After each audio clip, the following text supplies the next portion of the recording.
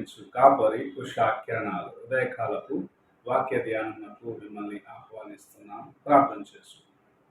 మమ్మల్ని మిక్కిలిగా ప్రేమిస్తున్న పరలోకపు తండ్రి, ఈ ఉదయకాల సమయానికి వందనములు. ఈ ఉదయకాలమున ఈ కృప చేత మాతో మాట్లాడు. ఈ వాక్యం చేత బలపరచును. కార్యక్రమం వీక్షిస్తున్న ప్రతి ఒక్కరిని మీ హస్తములకు అప్పగిస్తుండగా మీరు దీవించు.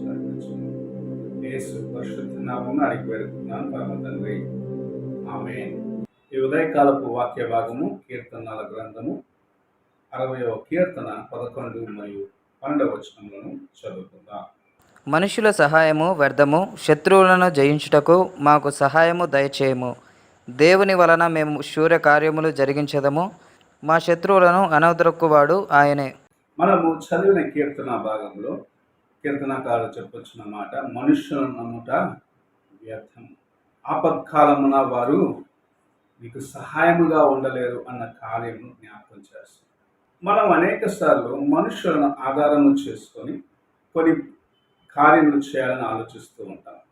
దేవుని యొక్క కృప కొరకు, దేవుని యొక్క చిత్తము కొరకు మనము ఎదురు చూడకుండా చేయుచున్న కార్యంలో అనేక సార్లు ఎవరైతే నాకు సహాయము చేస్తారు, ఎవరైతే నాకు తోడుగా ఉంటారు, ఎవరు ఈ సమయంలో నన్ను నడిపించగలరని నీవు అనుకుంటావో ఆ వ్యక్తి అకస్మాత్తుగా నీకు సహాయము చేయలేను అన్నమాట చెప్పటము నువ్వు వింటే నీ హృదయం బద్దలైపోతుంది. ఇప్పుడు ఇలా చెప్తున్నావే, నేనేం చేయాలి అన్న ఒక మాట నీ నోట్లో రావచ్చు. ఇది అనేక సార్లు సంభవించే ఒక కార్యం. అందుకే ప్రభు మనము ప్రతిసారి ఆయన మీద మన యొక్క పూర్ణమైన విశ్వాసం నుంచి ఆయన నమ్మి ప్రతి కార్యంలో ఆయన యొక్క సహాయం కొరకు వేడుకుంటూ ఆయన చిత్తం ఏమిటో తెలుసుకొని ముందుకు వెళ్ళాలని ఆశిస్తూ ఈ ఉదయకాల సమయంలో మనతో మాట్లాడుచూ ఉన్నాడు. నీ జీవితంలో ఎన్ని కార్యములు ఇలాగూ విఫలమైపోయినాయో అని ఒకసారి మొదటిగా ఆలోచించు. ఎన్నిసార్లు దేవుని యొక్క చిత్తము లేకుండా, దేవుని యొక్క కృప లేకుండా నీవు ముందుకు వెళ్ళి మనుషుల సహాయం కోసం ఎదురు చూస్తూ ముందుకు వెళ్ళినప్పుడు అది ఓటమిని సంధించినదో, నీవు దేవుని వేడుకున్నప్పుడు ఎలాగో ఆయనని విడిపించాడో అని ఒకసారి నీవు కూర్చొని నీ హృదయాన్ని పరీక్షించు. నిజముగా దేవుని యొక్క కృప నీకు తోడుగా ఉన్నట్లయితే, ఆయన సహాయము నీకు తోడుగా ఉన్నట్లయితే, నీకు ముందు ఉన్న కొండలాంటి సమస్యలను కూడా నువ్వు జయించగలవు. దేవుని కృప ఎవరికైతే అనుగ్రహించబడుచున్నదో వారు శత్రువును అనగా వారికి ముందుగా ఉన్న ఆటంకమును జయించగలరు, గొప్ప కార్యములు తన జీవితంలో చేయగలరు అని దేవుని యొక్క వాక్యం సెలవిస్తుంది. దానియేలు గ్రంథంలో మనం దానియేలుని ఒక చెరలో వేసినారు. ఎక్కడంటే సింహపు బోను. ఆ రాత్రంతా ఆయన సింహపు బోనులో ఉన్నాడు. అయితే సింహాలు నోరు మూసుకొని కూర్చున్నాయి.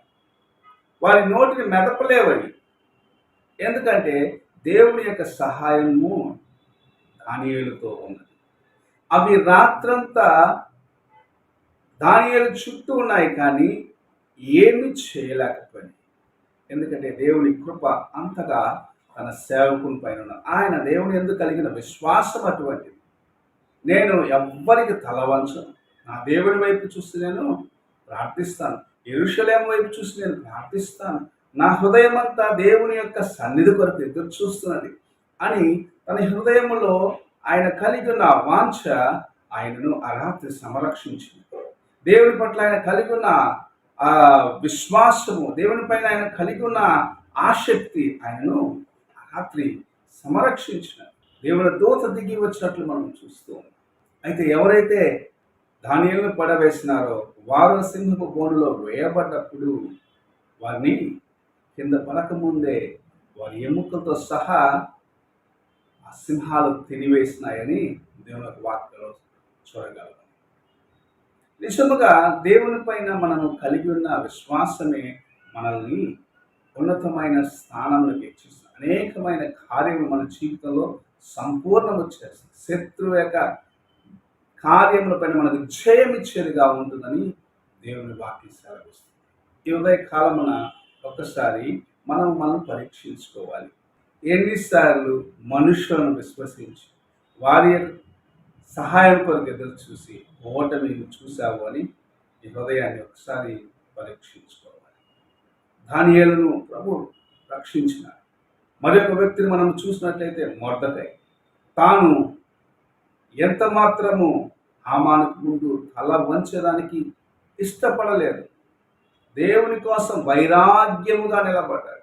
దేవుని యొక్క కార్యములను మాత్రమే చేస్తాను, ఆయనకు ముందు మాత్రమే నేను నమస్కరిస్తాను, నా తల వంచుతాను, నా తల పోయినా పర్వాలేదని నమ్మకముగా దేవుని వైపు చూసినాడు.